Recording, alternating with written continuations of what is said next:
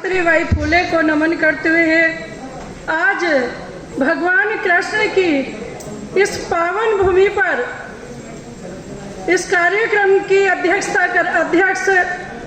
परम आदरणीय हम सबके मार्गदर्शक भाई दिलबाग सैनी जी, मंच पर उपस्थित हमारे समाज के भीष्म पितामह हैं। एक दिन तो मैं उन्हें देख के कह रही थी कि ब्रह्मा विष्णु महेश तीनों भाई हमारे मंच पे हैं। पूर्व अध्यक्ष भाई श्रीपाल सैनी जी, महासचिव भाई राजकुमार जी, युवा के अध्यक्ष भाई प्रदीप जी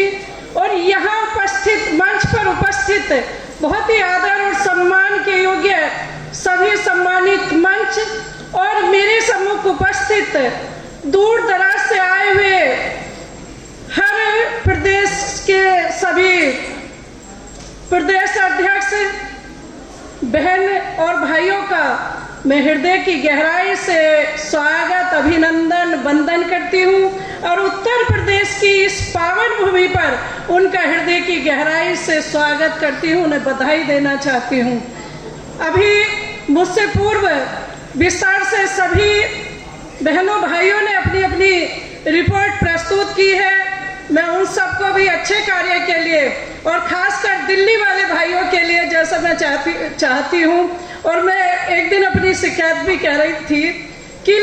लग नहीं रहा कि अभी हमारा संगठन तेजी से आगे बढ़ रहा है। किसी की मजबूरी होगी, क्योंकि हम इतने सारे भाई यहाँ बैठे भाई बहन, किसी की कहीं ना कहीं मजबूरी होगी कि कोई राजनीति से कहीं जुड़ा हुआ होगा, लेकिन हम तन मन धन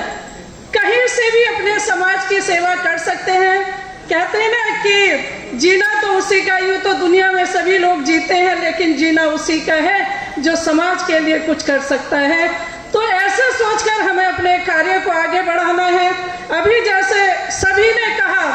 कि कोई भी क्षेत्र हो उसमें हमें बढ़ चढ़ कर भागीदारी करनी चाहिए, वैसे तो सारे विषय में बताया, लेकिन मैं राजनीति करती हूँ क्योंकि पहले से राजनीति मेरा शौक था, मेरे पिताजी की इच्छा थी। तो सबसे पहले अभी बताया कि हमने भी इसी क्षेत्र में काम किया। मैं 21 साल की एज में, जब मेरी शादी हुई मैं 20 साल की थी, 21 साल की एज में मेरा पुलिस और एएनएम में नंबर आ गया था, लेकिन मेरे परिवार वालों ने जॉब नहीं करने दी। तो मैंने अपनी विधानसभा में चांदपुर में, जहाँ की मैं बेटी हूँ, वहाँ 13 जगह अपने समाज के बच्चों के पढ़ाने के लिए 13 जगह स्कूल खोलने का काम किया। और मेरे पिताजी की इच्छा थी कि मैं राजनीति में आगे बढ़ूं, तो 2000 में पहली बार जिला पंचायत सदस्य बनी, 2005 में दोबारा बनी और 2010 में जब तिवारा चुनाव लड़ी थी तो महन दल खड़ा हो गया था, तो उसकी वजह से 100 वोटों से मैं चुनाव हारी थी। उसके बाद फिर 17 में विधायक बनी और इस बार भी दो, जैसे कह रहे थे ना कि भाइयों टांग पकड़ के, खोदा पकड़ के खींच लो, लेकिन टांग पकड़ के खींचने का काम मत करो। मेरे ही दो समाज के दो भाई मेरे सामने लड़ गए और 600 वोट ले गए, 234 वोटों से मैं हार गई। नहीं, आज मंत्री बनकर आपके बीच में होती, क्योंकि मेरी पार्टी के सभी ने मुझे आश्वासन दिया था कि बहन जी इस बार विधायक नहीं बल्कि मंत्री बनोगे, लेकिन इसके लिए हमें कठिन परिश्रम करना पड़ता।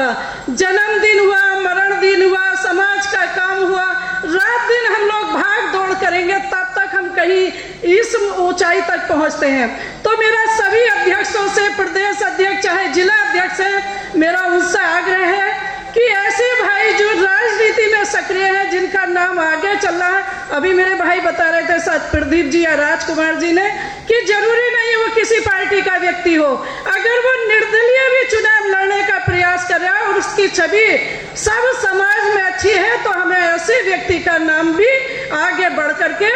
पार्टी के लिए उसका प्रयास करना चाहिए। और हम सब मिलकर, एक बार किसी ने मुझे कहा, वैसे मैं देखने में तो सीधी लगती हूँ क्योंकि मैं सबको नमस्ते करती हूँ, जब से पढ़ती थी अपने पिताजी चाचा जी के साथ रहती थी, तो उन्होंने मुझे सिखाया कि जो बड़े हैं उन्हें नमस्ते करो, जो बराबर के उनसे भी बात करो, ऐसा नहीं कि भाइयों से बात नहीं कर सकते।